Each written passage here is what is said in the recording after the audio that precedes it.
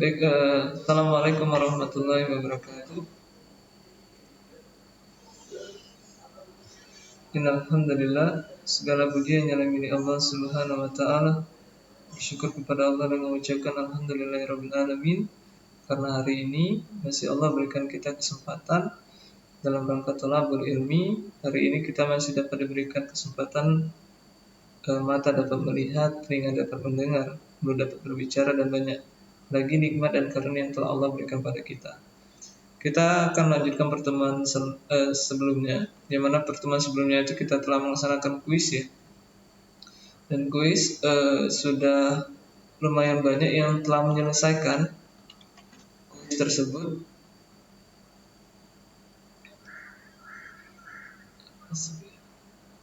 Dimana kalau saya cek kemarin untuk kuis algoritma dan struktur data sudah ada 147 ya. Meskipun akurasinya itu masih 44% ya. Dan benar lumayan dan sebagainya. Salawat dan taslim semoga Allah mencurahkan kepada Nabiullah kasih Allah utama Nabiullah Muhammad SAW, karena banyak sekali risalah yang telah ia bawa yang dapat kita jadikan contoh dalam keseharian. Terlebih pula saya ucapkan selamat pagi bagi yang non muslim ya. Selamat pagi dan salam sejahtera bagi kita semuanya. Baik, untuk mengawali pertemuan pada mata kuliah kali ini, kita awali pertemuan ini mengucapkan lafaz basmalah. Bismillahirrahmanirrahim. Dan selanjutnya kita akan lanjut pertemuan sebelumnya ya. Yang mana kalau kemarin itu kita setelah kuis dan hasil berdasarkan skor tertinggi itu diraih oleh Kristiani ya. 2002, 02, 0021. Kemudian disusul oleh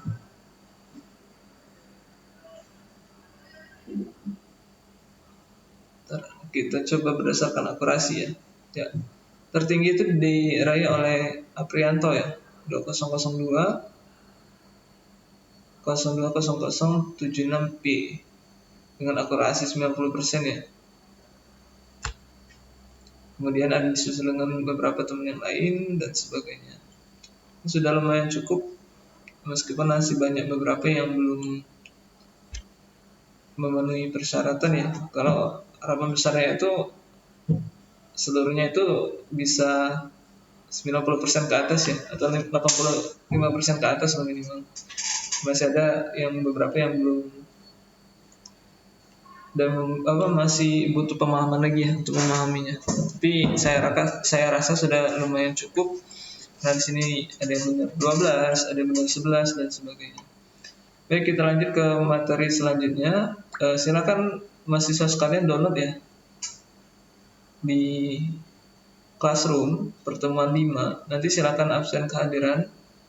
Kemudian silakan nanti kalian download di materi ini, materi pertemuan 5 yang akan kita bahas pada pertemuan kali ini.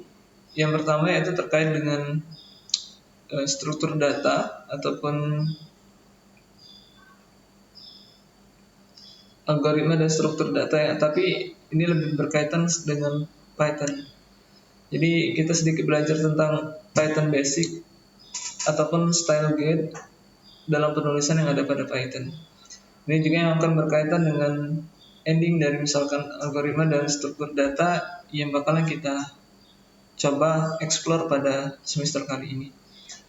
Ada pun mode, yang pertama itu mode dalam Python ya. Mode dalam Python itu kalau misalkan mode untuk penggunaan atau operasi biasanya itu ada 3 tipe. Yang pertama interaktif, yang kedua adalah script atau scripting, yang ketiga adalah notebook. Yang pertama kalau misalkan interaktif, kalau misalkan kita menggunakan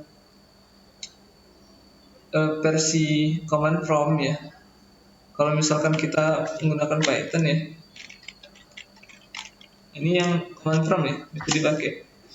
Ya langsung command prompt, ini bisa kita langsung coba eksekusi, tapi interaktif ya jadinya. Ataupun bisa juga dengan Python console untuk kita melaksanakan explore yang ada di dalam Python. Kemudian apa saja yang dapat kita lakukan pada Python interaktif ini? Kalau misalkan kita pengen import library, yang mana di dalam Python ini akan banyak library sesuai dengan kebutuhan kita nantinya. Ini kalau saya kasih contoh beberapa tipe dari interaktif. Yang pertama yaitu adalah interactive example. Contoh dari interactive example adalah ketika kalian membuat kalkulator misalnya. 3 ditambah 3 dengan 6. Kemudian 3 dikali dengan 3 hasilnya 9.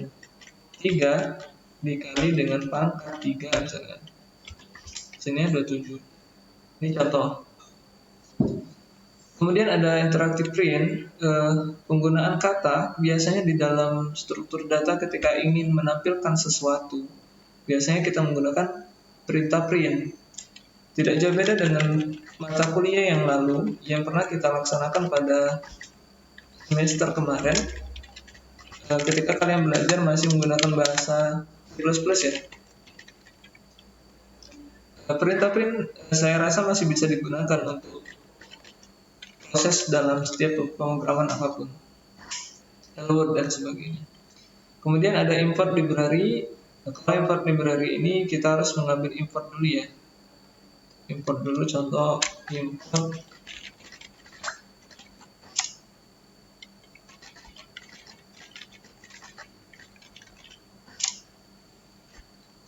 ini sampel ya. Dia pengen coba get. Dan kemudian yang kedua, selain interaktif, ada yang disebut dengan script ataupun scripting.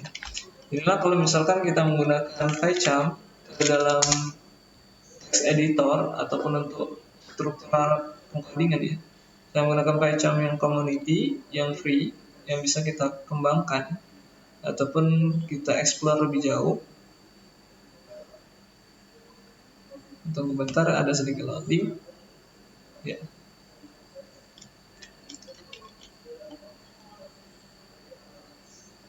Di sini ada contoh sampel print 3 tambah 3 ya. Artinya adalah akan menampilkan print 3 ditambah dengan 3. Nah, dalam hal ini ada tipe dengan runnable example dengan kalkulator misalnya. Runnable example dengan perintah print. Ya, ini di dalam proses setiap struktur data untuk menampilkan masih menggunakan perintah print ya.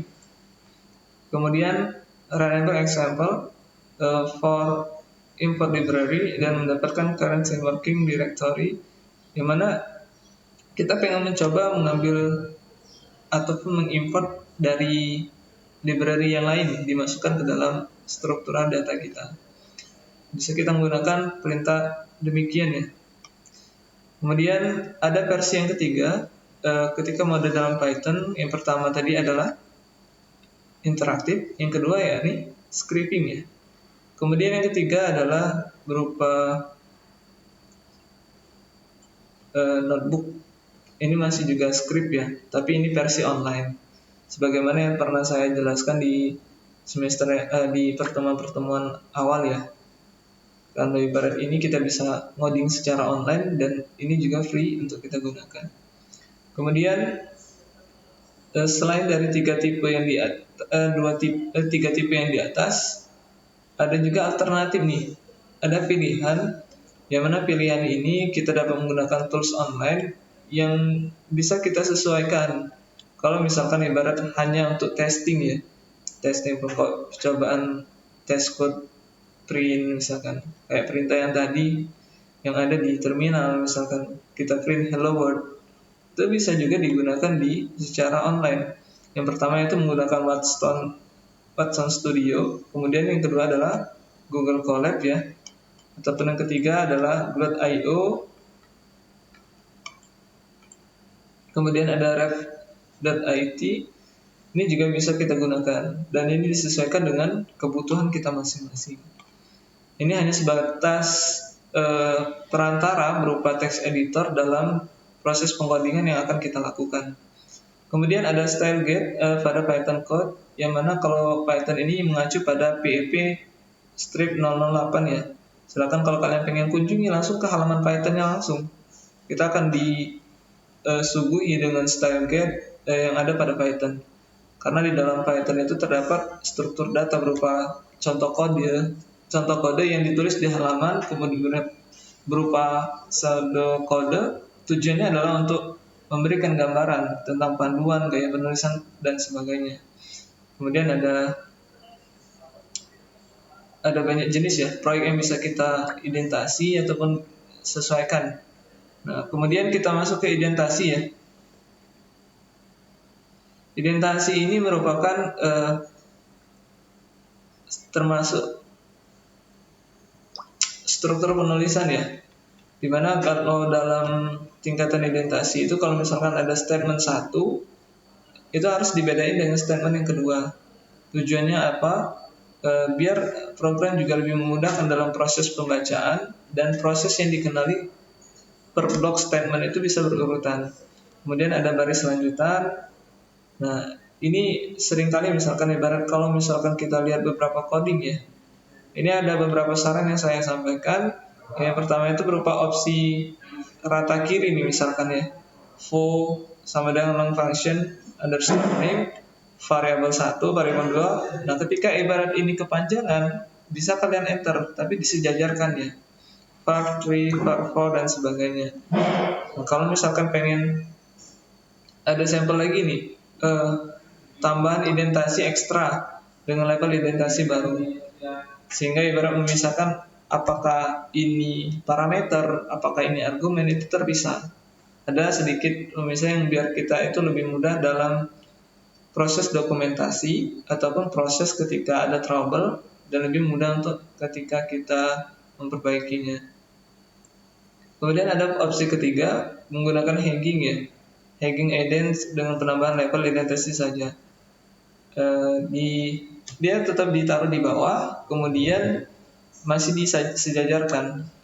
Kalau misalkan yang tidak saya sarankan untuk dalam proses pengkodingan, misalkan ya ada for long function name, misalkan nama fungsinya itu apa, kemudian ada variabel 1, variabel 2, variabel 3, dan variabel 4. Namun prosesnya ini struktur dalam penulisannya ini tidak tidak rapi. Jadi ada membuat bagian yang sedikit tidak relevan kira-kira untuk ketika kita melaksanakan coding dan proses pengelolaan coding nantinya. Kemudian contoh kesalahan kedua, sulit dibedakan antara baris lanjutan dan fungsi baru. Nah, jadi ketika ada def, kita kan deklarasi nih, deklarasi suatu function, kemudian ada variable 1, variable 2, variable 3. Nah, ketika ada print, ini dipisahkan antara jarak dari variable dengan perintah selanjutnya. Kalau ini kan ada function deklarasi dengan definisi long ya. Kemudian ada deklarasi print. Ini beda dengan yang di atas sebenarnya. Dibedain tujuannya adalah bersifat perbaikan ya. Lebih memudahkan kita dalam proses antar baris dan function baru. Kemudian catatan keempat, ada juga yang menggunakan jumlah spasi yang misalnya 2 untuk baris lanjutan. Jadi di dalam struktur data ada beberapa bahasa pemrograman itu yang spasi pun dihitung. Jadi ada yang tidak bisa menggunakan spasi. Dalam artian itu kalau misalkan kalimat atau kata variabel itu terpisah, maka harus digabungkan dengan underscore atau dash ya, ataupun digabungkan dengan kalimat penghubung intinya. Kemudian ini sedikit masih berkaitan dengan style get ya, penulisan kondisi if. Jadi di dalam struktur data terkait dengan algoritma dan pemrograman di dalam bahasa Python ya, untuk kondisi if ini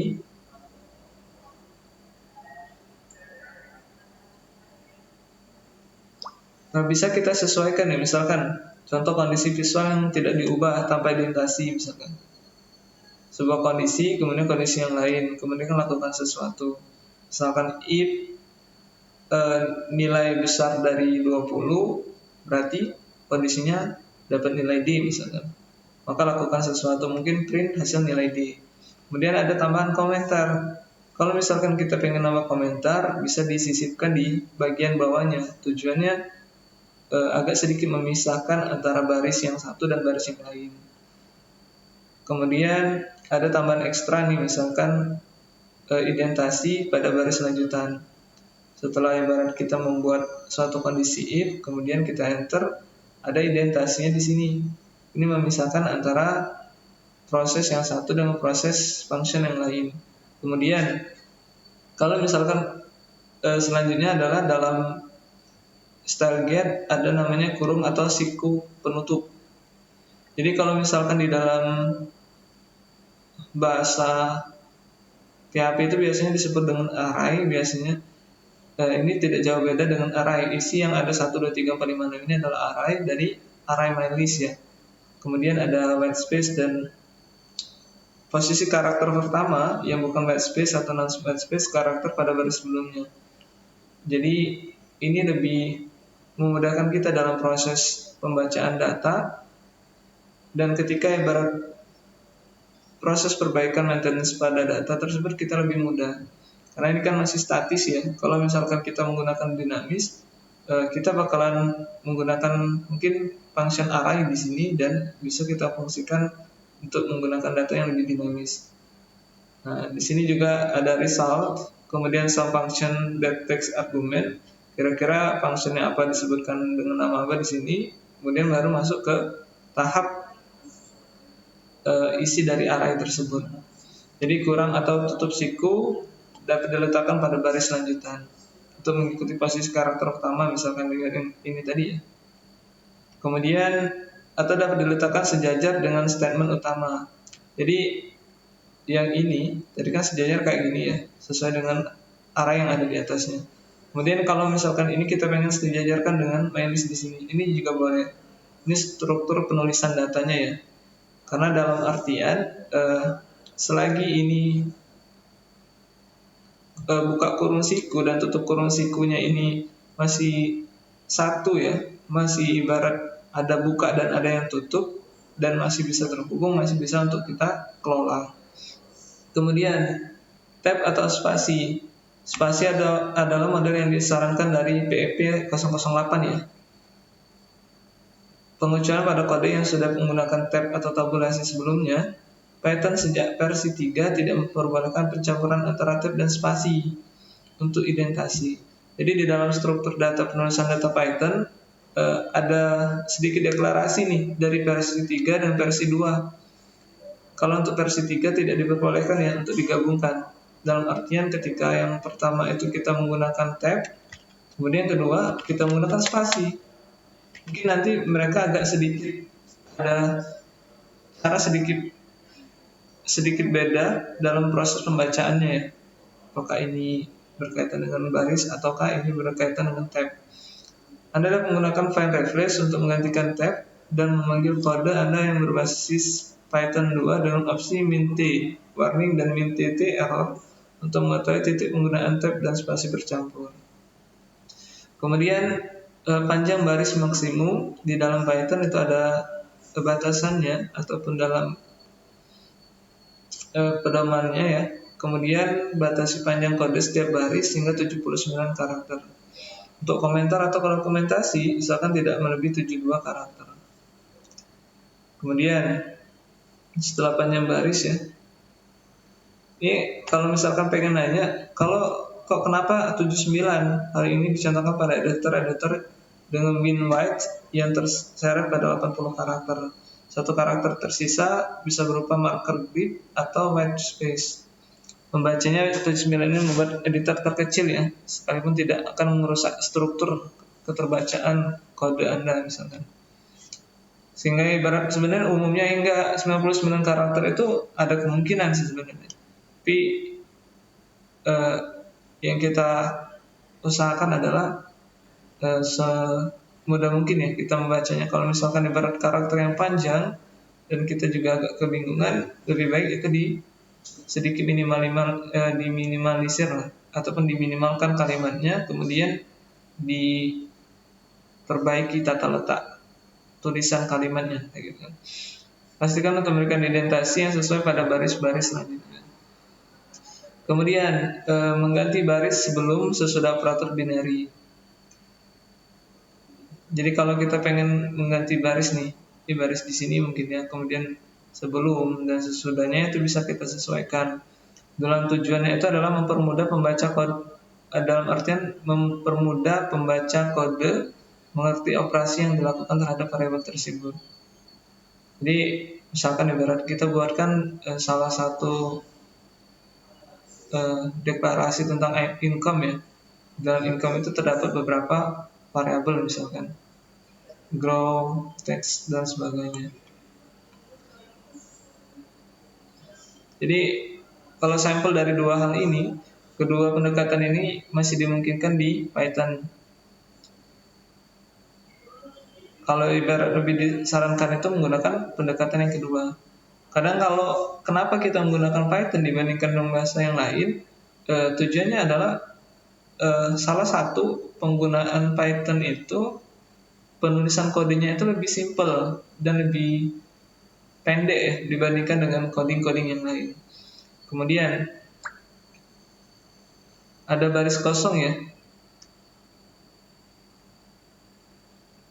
Ini hanya opsi misalkan pengen ditambahkan terkait dengan penjelasan ya ataupun terkait dengan pemberian komentar terkait dengan fungsi ataupun metode yang akan diimplementasikan secara manual. Kemudian ada file encoding dalam Python itu menggunakan encoding UTF-8.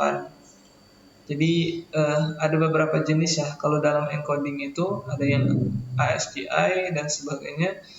Kalau di dalam PHP pun ada UTF-min versi yang lain lagi dan semakin ini hanya sebatas kode penulisan ya. Ini tujuannya adalah menyesuaikan dengan standar berdasarkan ibarat PEP ya, PEP standar dari Python itu sendiri. Kemudian ada import. Jadi di dalam Python terdapat struktur data fungsi import yang tujuannya adalah untuk import library. Misalkan ibarat kita melakukan lebih dari satu sub library, bisa kita tambahkan misalkan from, sub process, import, pop, and dan piv gitu kan.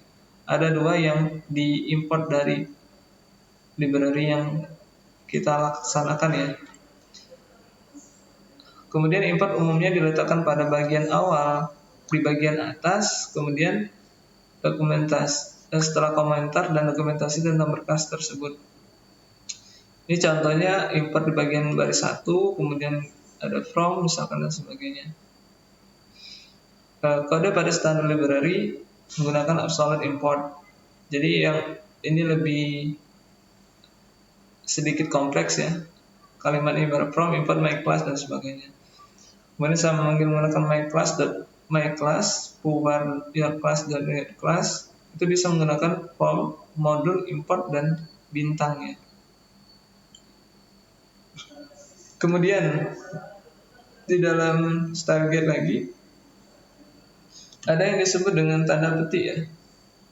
Jadi kalau misalkan mungkin di dalam bahasa C++ kemarin itu tanda petik itu nggak terlalu berpengaruh ya. Namun di sini ada sedikit perbedaan. Tanda petik 1, petik 2 dan petik 3 itu ada sedikit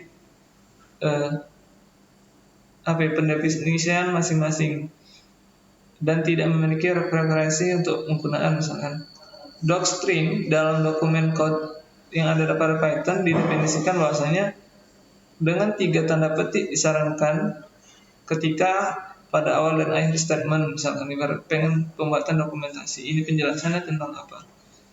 Kemudian ada white space pada expression dan statement wajib dihindari ya penambahan white space yang tidak perlu antara kurung kurawal dan kurung siku nih misalkan.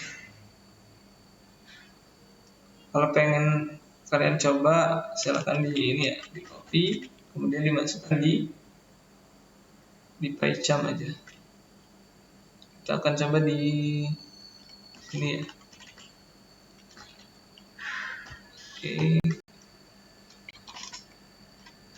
Oke. Hapus.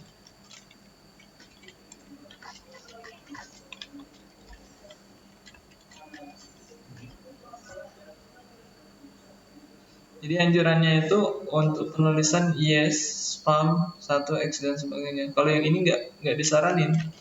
Kalau misalkan ibarat versi yang kedua, ini ada keterangan errornya.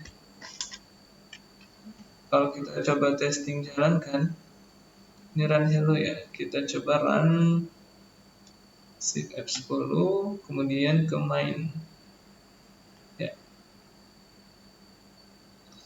Ada keterangan bahwa trace back most recent call loss file project main line 1 in module, misalnya masih tidak ditemukan ya, name error dan spam dan not defined, karena spam ini belum kita deklarasikan ya. Namun tujuannya adalah sampel bahwasanya ketika kita menggunakan kurung kurawal, kurung siku, penggunaan white space ini, spasi ini kalau bisa itu dihindarin. Ini ya, space kosong ini kalau nggak ada keperluan dihilangin aja, nggak masalah. Kemudian ada setelah koma tanpa argumen, misalkan di sini kan ada koma nih, langsung aja ditutup kalau misalkan nggak ada lagi. Kalau misalkan nggak ada karakter lagi, misalkan 1 atau 2 dan sebagainya, ini dihapus aja mungkin. Tanpa mesti ibarat harus ada spasi kayak ini. Kemudian ada sebelum koma, titik 2, titik koma misalkan. Di sini kan ada print x, koma, ada titik koma, x, koma, y sama dengan y sama, koma, x ya. Ada perintah x setelah koma, x spasi ya, white space, kemudian koma, white space lagi, koma y, white space, kemudian titik koma. Nah, ini penggunaan ini lebih baik dihindari ya, ataupun nggak usah digunakan lah. Kalau bisa itu tetap dengan penggunaan format yang nomor 1, yang yes ya, yang lebih disarankan. Kemudian ada juga menggunakan misalkan jika kita menggunakan titik 2 atau colon sebuah slash sublist, pastikan ia memiliki space ataupun spasi ya, white space yang sama pada kedua sisinya. Ini saran yang pertama. Namun ini saran yang kedua ini yang tidak disarankan karena terdapat banyak kemubaziran spasi ya. Terutama misalkan di sini, meskipun ibarat selisihnya nggak terlalu banyak ya. Paling di sini halaman 2 nih selisihnya sama yang bagian nomor 5. Kemudian saat memberikan parameter pada fungsi sebelum kurung tidak boleh ada spasi. Jadi ketika kita deklarasikan misalkan ada nilai berupa misalkan function A misalkan ya, kemudian kita sebut dengan spam. Nah, sebelum ada kurung jangan ada spasi kayak gini. Kemudian saat memberikan parameter atau indeks pada list tidak boleh ada spasi juga di dalam setelah ini ya. Nah, ini white space ini tetap dibolehin ya. Namun di bagian ini 1, bagian ini 2 yang mesti dihindari. Kemudian white space yang ketiga, dalam struktur data ya, untuk penulisannya itu yang mesti kita hindarkan juga ketika ini nih, ini white space-nya itu panjang bener ya. Ini kalau bisa dihindari. Meskipun ibarat secara penulisan yang bawah ini lebih rapi ya, tapi agak sedikit dibedakan antara identasi dengan fungsi dengan pemakaian white space yang berlebihan. Karena meskipun white space ini masih bisa untuk digunakan untuk proses running data ya, ketika kita jalankan masih bisa ada kemungkinan berhasil. Kemudian rekomendasi untuk kita yang masih mengawali ya, ataupun yang baru pertama kali menggunakan Python nih, terutama untuk mahasiswa sekalian, hindari menambahkan white space di belakang statement apapun, seperti contoh-contoh yang tadi. Utamanya di akhir statement dalam sebuah baris misalkan. Karena white space tersebut tidak mudah dilihat. Kemudian biasakan untuk menambahkan 1 spasi baik di kiri maupun di kanan untuk operasi berikut. Contoh ya, yang pertama itu adalah assessment sama dengan, kemudian augmented assessment lebih sama dengan, kurang sama dengan, dan lain-lainnya. Kemudian ada comparison, perbandingan, if A sama dengan B, if A lebih kecil dari B, if A lebih besar dari B, if A tidak sama dengan B misalkan. Ini boleh ditambah di awal dan di akhir spasi satu aja nggak masalah. Kemudian ada boolean, ketika kita menggunakan fungsi if, apa ya, and, or, dan not ya, ini bisa kita sesuaikan. Kemudian juga jika operator dengan berbagai tingkatan prioritas digunakan, letakkan white space pada operator-operator dengan prioritas terendah, mana juga dapat menyesuaikan dengan kebutuhan kita masing-masing. Catatan yang perlu diperhatikan bahwasanya dalam penulisan struktur data yang ada pada Python, jangan pernah menggunakan lebih dari satu spasi ya, dan menggunakan spasi yang sama baik sebelah kiri maupun sebelah kanan dari operator-operator binary yang kita gunakan. Contohnya yang lebih disarankan, yang pertama yes, i sama dengan i plus 1, kemudian submitted lebih besar sama dengan 1 ya. Kemudian yang di sini i sama dengan i plus 1. Sebenarnya kalau misalkan ini secara isi itu sama, cuman secara penulisan agak sedikit perbedaan ya, karena ada white space yang tidak diindahkan kayak gitu. Kemudian ada yang terakhir, yaitu pada pembahasan kali ini terkait dengan komentar.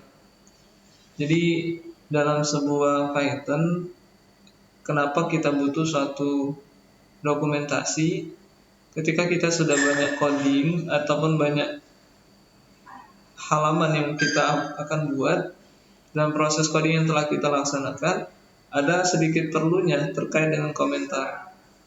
Jadi di dalam komentar inilah yang bakalan kita gunakan ketika suatu saat kita ada trouble, kita bisa melihat berdasarkan komentar yang telah kita laksanakan. Oh, ini kemarin aku buat komentar ini tujuannya ini adalah bagian proses A misalkan, ini proses B.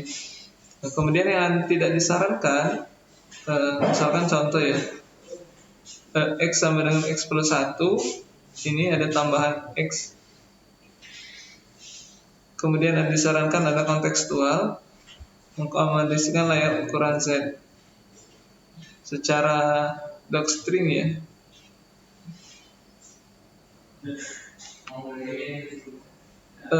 Tujuan dari komentar itu adalah jangan hanya ketika kita membuat komentar tuh hanya keterangan sedikit, apa ya, X sama dengan X plus 1. Kalau misalkan kita deklarasikan komentar dengan kalimat deskripsi seperti ini belum spesifik. Kalau misalkan ibarat ditambahkan lagi di kalimat ujinya, misalnya tambahkan X pada tanggal sekian dan sebagainya. Kalau ini kan ada perubahan data, misalkan perubahan pada data X pada rumus misalkan, kemudian terjadi perubahan pada tanggal sekian. Ini yang lebih disarankan kontekstual ya, karena ibarat kita tahu fungsi dari beberapa karakter itu kan sedikit berbeda. Kita bisa mengakomodasi beberapa perintah dari code-code itu dan kita sesuaikan dengan kebutuhan. Contoh ini menggunakan yang penutup docstring ya, PEP 257.3 dipakai. Kemudian untuk docstring satu baris disarankan meletakkan penutup titik 3 minnya pada baris yang sama misalnya. Misalkan ini ya, ini petik 3 kemudian ditambah dengan ibarat memberikan panduan gunakan 3 tanda kutip untuk dokumentasi docstringnya. Kita coba klik ya. Ini PEP 257 ya, docstring conversion. Ini bisa kita pelajari lagi spesifik terkait dengan docstring. Ini tadi contoh penggunaan docstring komentar ya, dengan 3 kalimat, kemudian ada global dan sebagainya. Kemudian ada lagi nih sampel def function A, B. Misalkan ibarat function A, B itu adalah jenis list dan sebagainya. Ini adalah sampel. Nanti bisa kalau misalkan pengen dikembangkan lagi, kalian bisa akses banyak di Python-nya langsung. Di dalam Python itu ada dokumentasi, ada beberapa PEP index dan beberapa jenis yang bisa kalian sesuaikan dengan kebutuhan kalian masing-masing. Ya, mungkin demikian pertemuan kita pada kali ini. Selainnya habis ya, cuma ada 13 halaman. Untuk kalian lebih explore di rumah, silakan coba dulu yang sampel-sampelnya aja dulu. Misalkan ibarat buat kayak kalkulator tadi, itu dicoba try di ini ya. Coba kalian try di Paycam ataupun di terminal. Kalau kalian sudah berhasil, berarti step dasar minimal kalian sudah bisa kuasai. Dan kita akan coba dengan proses yang agak lebih tingkat ataupun lebih meningkat dari proses yang ada saat ini. Karena ini hanya sebatas style guide ataupun petunjuk penggunaan dalam Python ataupun terkait dengan struktur data yang ada pada Python itu sendiri. Ya mungkin demikian. Jika ada yang ingin pertanyaan, silakan komentar di kolom komentar ya. Kemudian jika ada suatu hal yang ingin didiskusikan, boleh nanti kalau misalkan trouble khusus ya, misalkan ibarat kendala instalasi Python nggak bisa kayak gitu kan, itu boleh langsung japri ke saya kayak gitu. Mungkin demikian pertemuan pada kesempatan kali ini. Kita tutup dengan ucapan lafaz hamdalah, alhamdulillahirabbil alamin, subhanakallahumma wa bihamdika, asyhadu an la ilaha illa anta, astaghfiruka wa atubu ilaik. Saya akhiri, wassalamualaikum warahmatullahi wabarakatuh.